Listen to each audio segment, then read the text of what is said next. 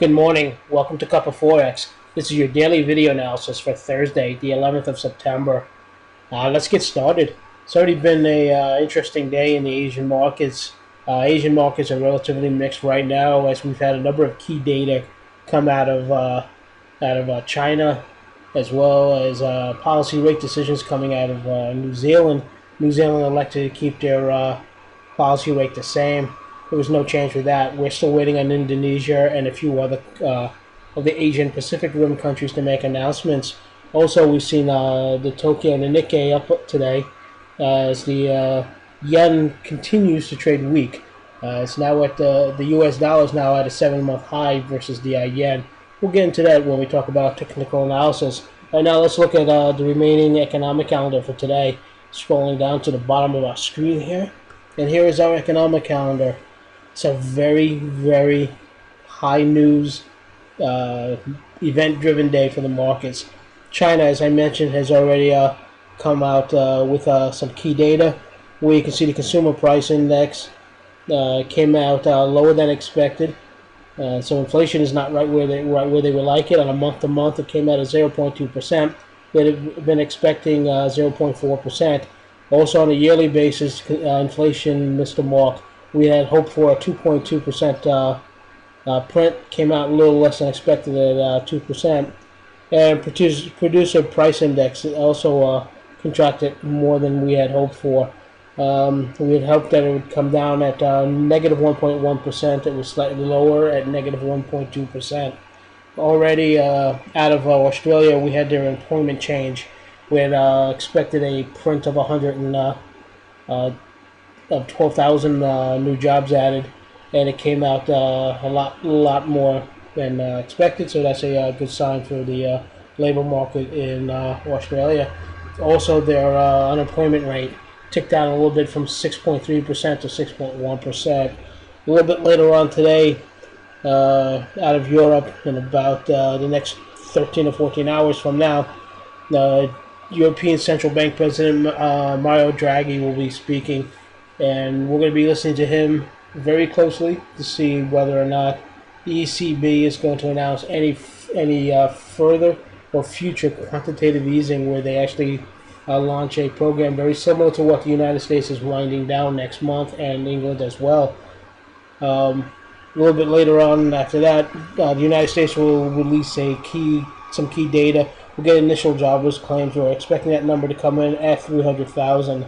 Like I said, today is a bit of a news-driven day. We're going to be watching the calendar very closely. Let's get into some technical analysis for today.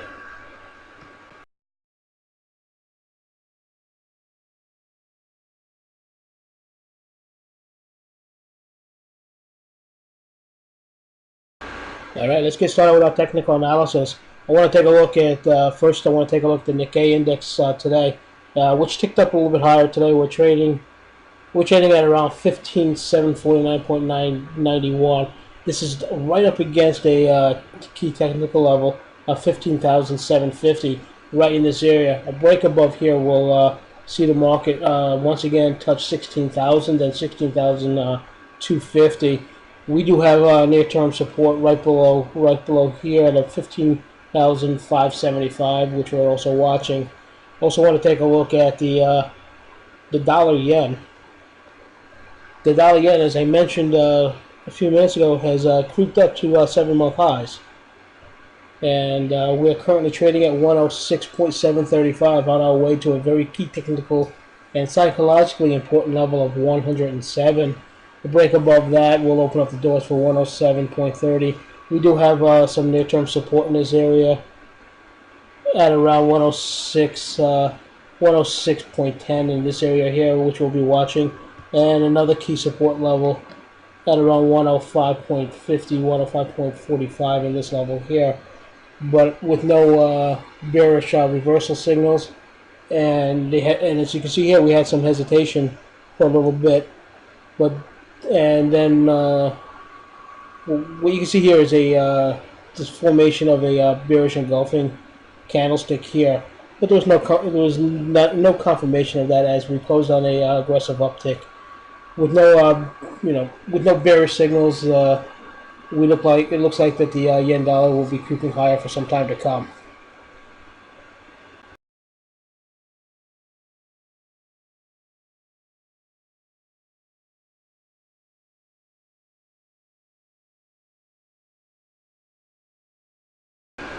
Okay, next I want to take a look at the FTSE out of London. This is the benchmark for the United Kingdom as far as the equities go. With the news coming out, over the weekend, with that latest poll showing that there could be a possible yes vote for Scottish independence, there was some volatility. There's been a lot of volatility and weakness in the FTSE over the last few weeks. As you can see, we're definitely in a bearish undertone. We have found some support right near a technical, not a major technical level, but a technical support level near 6,795, and have closed on a bit of an uptick. We do have a key resistance at around 6,850, which we're going to be watching closely. And as news emerges from Scotland, as well as even in the Ukraine and what's going on in the Middle East, we're going to see a lot of volatility within the European stock markets as well. Also today, Mario Draghi is speaking. Not only will he affect the German equities market, the French, the Italian, but he will have some impact on what's going on in the FTSE in London as well.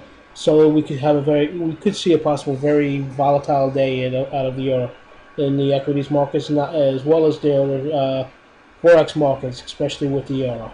Let's take a look at the pound dollar again today. Interesting.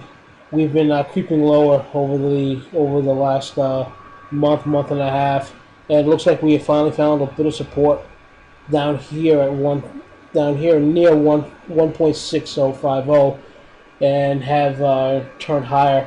We're now above 1.6150, which I've been talking about. That's a level I wanted to go above to see a possible a bottoming place. Next level that we should be watching is 1.6250.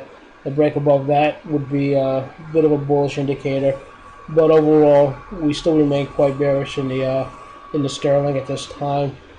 However, with this foreign place, we might see a bit of consolidation happening. I want to thank you for listening today. Check back with us tomorrow. Have a great day trading.